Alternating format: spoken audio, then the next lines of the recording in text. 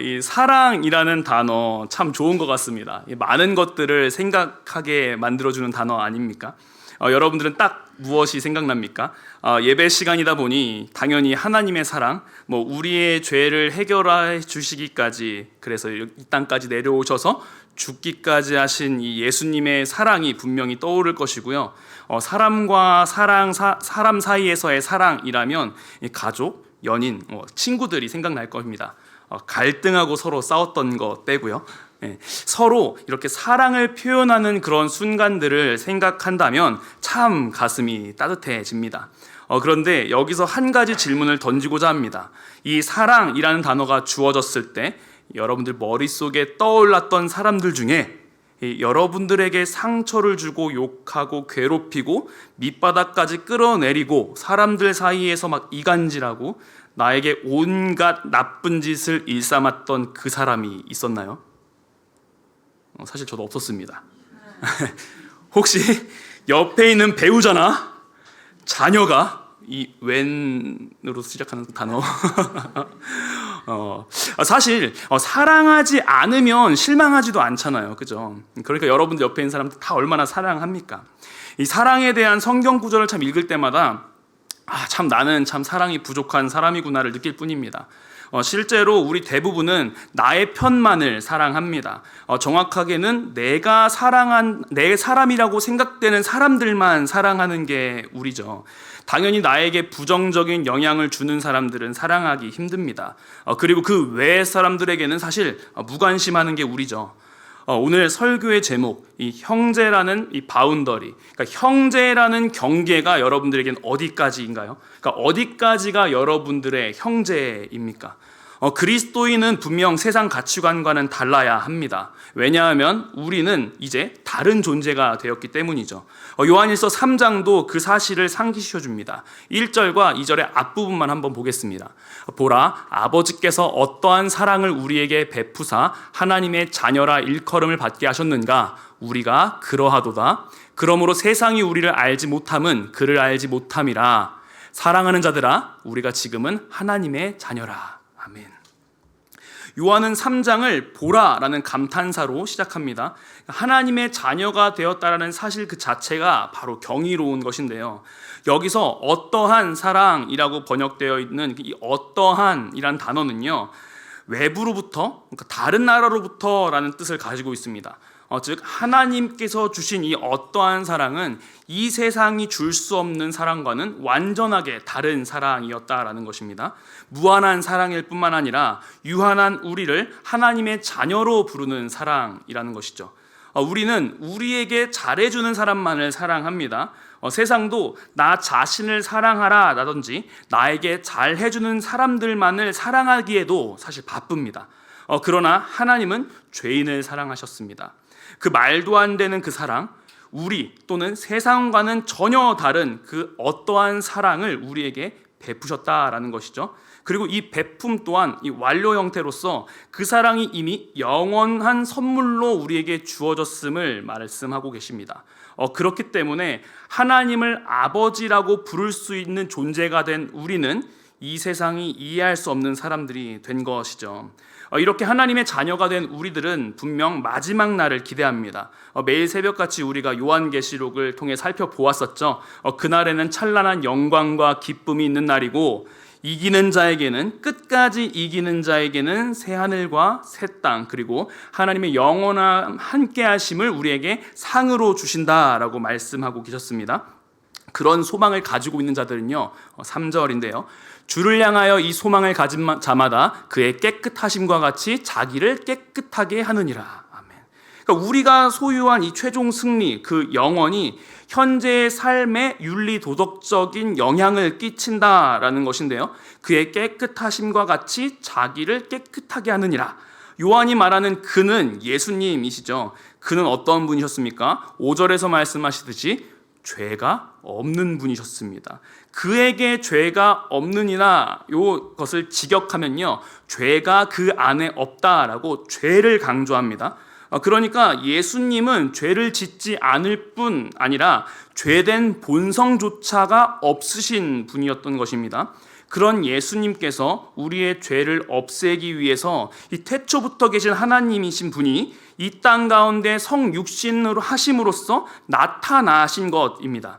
그렇게 죄 자체가 없으신 예수님의 깨끗하심과 같이 그리스도인들은 자기 자신을 깨끗하게 해 간다라는 것이죠.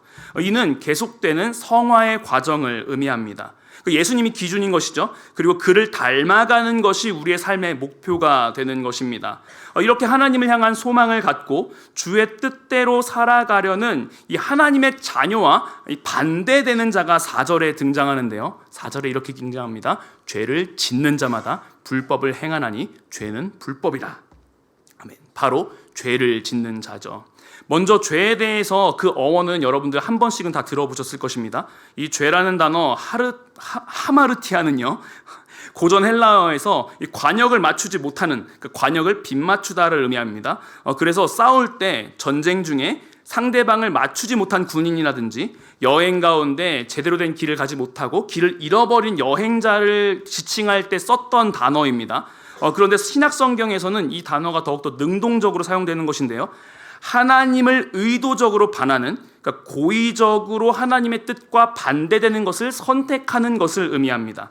그러니까 불법을 행한다라는 것은 현재의 지속적인 상태를 의미하는 것인데요. 그러니까 율법을 어긴다 정도의 의미가 아니라 하나님에 대해서 의도적으로 거부하고 적극적으로 불순종하는 상태를 말한다라는 것입니다. 요한은 그러한 자들 어떤 자라고 말하냐면요, 8절에서 죄를 짓는 자는 마귀에게 속하나니 마귀는 처음부터 범죄함이라 하나님의 아들이 나타나신 것은 마귀의 일을 멸하러 하심이라. 아멘. 그러니까 마귀에게 속한다라고 말합니다. 그러니까 요한계시록에서도 그렇고 요한일서에도 그렇고 분명 사람을 두 그룹으로 나눠 놓는 걸 볼 수 있습니다. 그러니까 누가 아버지이며 누구의 자녀인지에 따라서 분명히 갈리는 것입니다. 그러니까 마귀가 처음부터 범죄했다라고 말하는 것은 이 마귀가 죄의 근원이다라는 것을 드러내는 것인데요. 그러니까 마귀를 통해서 죄가 이 땅에 들어오게 되었고 마귀에 속한 자들에게는 당연히 이 죄가 삶의 방식인 것입니다. 감사하게도 하나님께서는 친히 그 마귀의 일을 멸하시기 위해서 오셨던 것이고요. 5절에서 우리가 보았듯이 우리의 죄를 없애려고 나타나신 것이죠. 그렇게 하나님의 자녀가 된 그리스도인들은 이 죄 없으신 이 예수님을 통해 하나님을 보고 하나님을 알아가게 됩니다. 그리고 성화의 과정을 걸어감으로써 더 이상 죄가 그의 삶을 지배하지 않는 삶을 살아가게 된다라는 것이죠. 요한은 이 죄에 지배되지 않는 삶에 대해서 분명하게 이렇게 선포합니다. 9절 말씀인데요.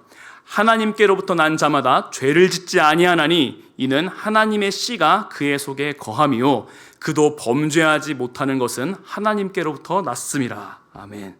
그러니까 요한은 그리스도인이 죄를 짓지 않는 이유에 대해서 두 가지를 말하는데요. 첫 번째는 하나님의 씨가 그 속 안에 거하기 때문입니다. 하나님의 씨라함은 이 신자들이 하나님의 영원한 생명을 소유했다라는 것을 의미하고요. 그리고 이 씨는 신자 속에 영원히 심겨졌기 때문에 당연히 삶을 완전히 변화시킨다라는 것이죠. 두 번째 이유는요, 하나님께로부터 났기 때문이라고 말합니다. 이 났다라는 것은 이 거듭남을 이야기하는데요. 옛 본성은 사라지고 새로운 피조물로 거듭났기 때문에 이 죄를 짓지 않는 것이 새로운 피조물에게는 너무나도 자연스러운 일이라는 것입니다. 특히 이 범죄하지 못한다라고는 문장을 헬라어로 보면요, 이 능력을 의미하는 듀나마이를 쓰거든요. 그러니까 즉 죄를 저지를 능력이 없다라고까지 말하는 것을 봅니다. 그러면서 이어지는 것이 바로 형제 사랑인데요. 10절입니다. 이러므로 하나님의 자녀들과 마귀의 자녀들이 드러나나니 무릇 의를 행하지 아니하는 자나 또는 그 형제를 사랑하지 아니하는 자는 하나님께 속하지 아니하리라. 아멘 소리가 안 나오지 않습니까? 의를 행하지 않는 자들, 이 형제를 사랑하지 않는 자들 하나님께 속하지 않는다고 말합니다. 그리고 15절에도 이렇게 있죠. 그 형제를 미워하는 자마다 살인하는 자니 살인하는 자마다 영생이 그 속에 거하지 아니하는 것을 너희가 아는 바라. 아멘. 형제를 미워하는 것은 살인하는 것과 같고 살인하는 자는 영생이 그 속에 거하지 않는다고 선포합니다. 그러면서 구약을 인용한 게 가인의 이야기죠. 요한일서 3장 12절에 가인같이 하지 말라. 그는 악한 자에게 속하여 그 아우를 죽였으니 어떤 이유로 죽였느냐? 자기의 행위는 악하고 그의 아우의 행위는 의로움이라. 그러니까 요한은 가인을 악한 자에게 속한 자로 규정짓습니다. 그러니까 인류 최초의 살인을 기록하죠. 그러니까 하나님은 안색이 변했던 가인에게 사실 이렇게 먼저 말씀하셨습니다. 창세기 4장 7절 말씀인데요. 내가 선을 행하면 어찌 낫을 들지 못하겠느냐? 선을 행하지 아니하면 죄가 문에 엎드려 있느니라. 죄가 너를 원하나 너는 죄를 다스릴지니라. 아멘. 그러니까 하나님께서는 아벨과 그의 제물은 받았고 가인과 그의 제물은 받지 않으셨습니다. 이 문제에 대해서 사실 여러 가지 해석들이 있습니다. 그런데 그것은 뒤로 하고요. 하나님께서 가인에게 하신 말씀이 무엇이냐면 가인아 너가 선을 행했느냐라는 것이죠. 그러니까 하나님은 중심을 아시는 분이시기 때문에 우리는 알지 못하더라도 그 당시 가인이 어떠한 마음이었는지는 분명히 아셨을 것입니다. 그리고 그가 지금 죄 앞에 있으니 하나님께서 가인아 죄가 지금 너를 원하니 그 죄를 다스려라 라고 말씀하셨던 것입니다. 그러나 그 결과가 무엇이었습니까? 그는 그의 아우인 아벨을 쳐 죽입니다. 그러니까 내면의 본성, 분노가 이 외적인 행위인 살인으로 드러난 것입니다. 특히 요한은 도살하다, 사륙하다라는 헬라어 단어 스파조를 사용함으로써 이 가인의 살인이 얼마나 잔인했는지를 보여줍니다. 이 아벨이 가인의 대적이 아니었습니다. 형제였어요. 그러나 그리스도인들이라면 이 가인처럼 악한 자에게 속하지 않고 하나님의 자녀이기 때문에 하나님의 씨, 영원한 생명을 소유한 자기 때문에 예수님의 사랑의 모습을 닮아가야 한다라고 이야기하는 것입니다. 그 모습이 무엇입니까? 16절이죠. 그가 우리를 위하여 목숨을 버리셨으니 우리가 이로써 사랑을 알고 우리도 형제들을 위하여 목숨을 버리는 것이 마땅하니라. 아멘. 예수님께서는 이미 그의 제자들에게 사람이 친구를 위하여 자기 목숨을 버리면 이보다 더 큰 사랑이 없나니 라고 말씀하셨습니다. 그러니까 최고의 사랑이 형제를 대신하는 이 희생적인 사랑인 것인데 그렇게 말씀하신 예수님께서 우리를 위하여서 목숨을 버리셨던 것이죠. 그러니까 하나님께서는 단지 명령하시는 분만이 아니시고 직접 행하심으로써 본을 보이시는 분이셨습니다. 그런데 사실 우리가 형제들을 대신해서 죽임 당할 일을 언제 경험하겠습니까? 누군가를 위해서 생명을 내어주는 것 자체가 사실 어려운 일이지만 그 요구를 받는 일도 사실 적습니다. 요한도 그것을 잘 알았어요. 그래서 최고의 사랑이 희생이니 그보다 조금 더 적은 일은 감당할 수 있지 않겠느냐라는 관점에서 17절, 18절을 이야기한 것입니다. 한번 볼까요? 누가 이 세상의 재물을 가지고 형제의 궁핍함을 보고도 도와줄 마음을 닫으면 하나님의 사랑이 어찌 그 속에 거하겠느냐? 자녀들아, 우리가 말과 혀로만 사랑하지 말고 행함과 진실함으로 하자. 아멘. 그러니까 형제를 위해서 목숨을 바칠 일은 평소에 많지 않죠. 아니, 없죠. 그러나 형제의 궁핍함을 도울 수 있는 일들은 참 많을 것입니다. 요한은 그렇기 때문에 하나님의 사랑이 마음속에 거한다면 그 마음을 닫지 말고 형제를 돕고 혀로 말로만 사랑을 고백하는 것이 아니라 행함과 진실함으로써 그 사랑을 드러내자라고 이야기하는 것입니다. 근데 사실 여기까지 쭉 달려오셨다면 특히 15절에서 형제를 미워하는 자마다 영생이 그 속에 거하지 않는다라는 말씀을 딱 보자마자 여러 가지 생각이 들지 않으십니까?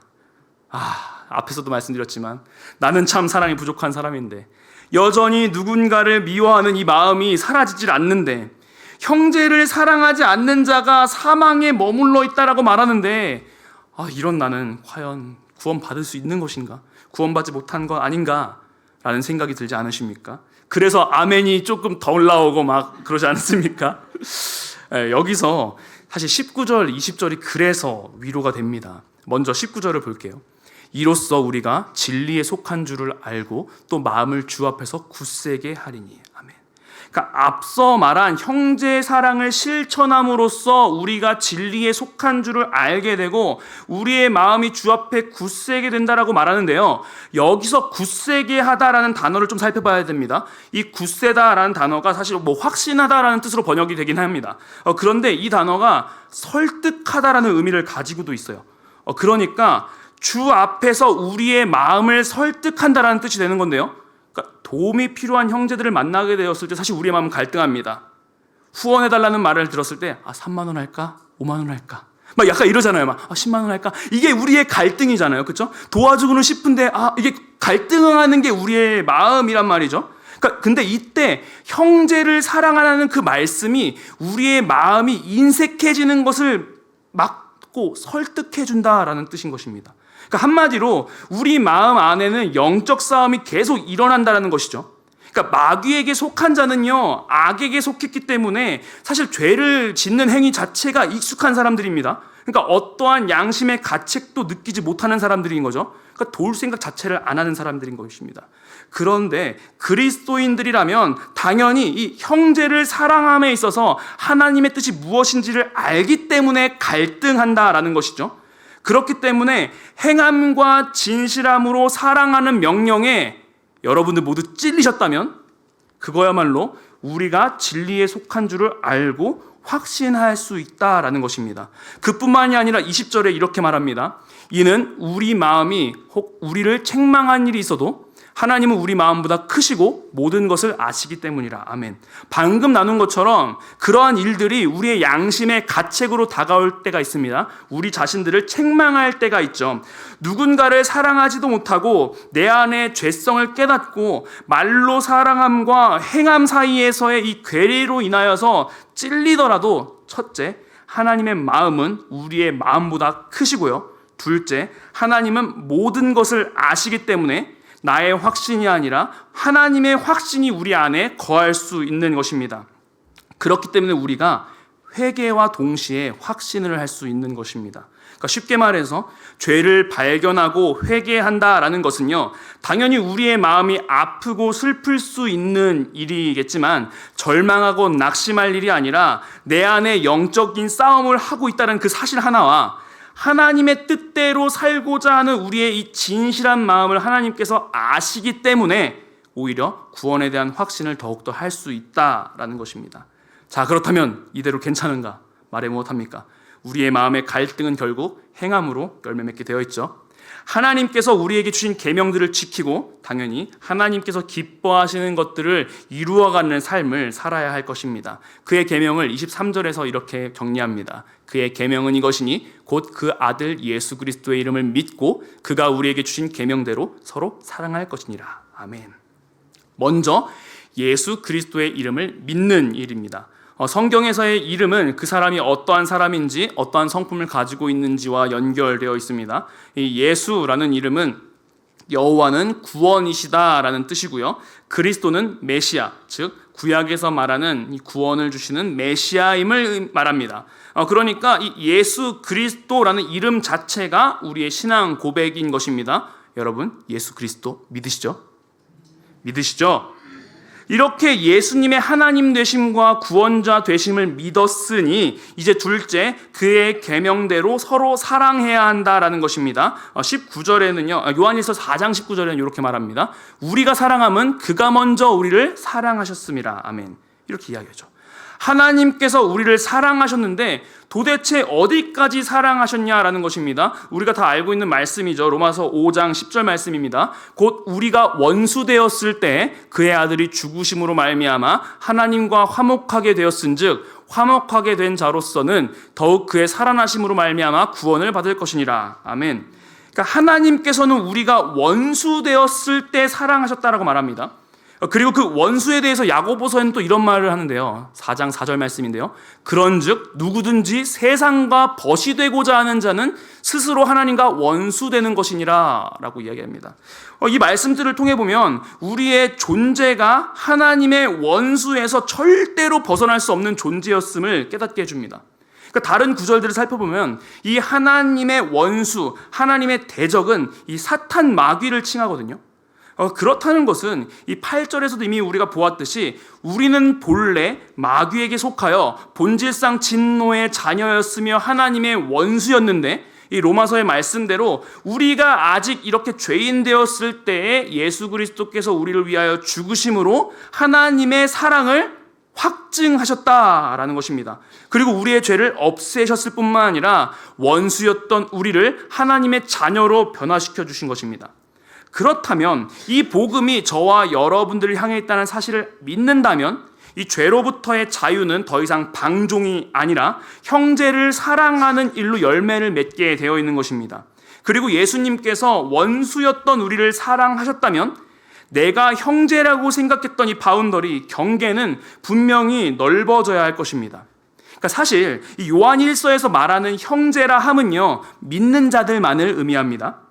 왜냐하면 하나님의 자녀와 세상의 자녀를 분명히 구분하고 있고요. 사랑하는 자들아, 자녀들아, 형제들아 라고 부를 때 요한 자신과 그들을 동일한 그룹으로 묶기 때문입니다.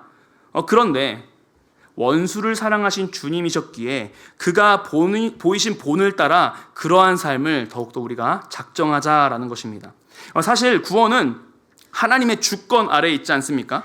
당장 내 눈앞에 있는 저 사람이 믿음이 없을지라도 그를 마귀의 자녀라고 말하면서 손가락질할 것이 아니라 그 또한 하나님의 형상으로 창조되었고 태초에 하나님께서 무조건적인 사랑으로 선택하셨던 그 약속이 그에게도 있을 것을 기대하고 믿으며 형제로서 대해야 한다는 것이죠. 누가복음 예수님의 말씀입니다. 6장 32절 말씀인데요. 너희가 만일 너희를 사랑하는 자만을 사랑하면 칭찬받을 것이 무엇이냐? 죄인들도 사랑하는 자를 사랑하느니라. 아멘. 먼저 그리스도인이 된 자로서 그 사랑을 세상과는 다른 사랑을 행해야 되지 않겠습니까? 이렇게 사랑을 행하는 것에 대한 우리 안의 갈등은요, 하나님께서 우리 안에 거하신 증거가 분명됩니다. 요한일서 3장 24절 말씀입니다. 그의 계명을 지키는 자는 주 안에 거하고 주는 그 안에 거하시나니 우리에게 주신 성령으로 말미암아 그가 우리 안에 거하시는 줄을 우리가 아느니라. 아멘. 하나님께서는 예수 그리스도를 믿는 자에게 성령을 주셨습니다. 이미 과거의 일인 것입니다.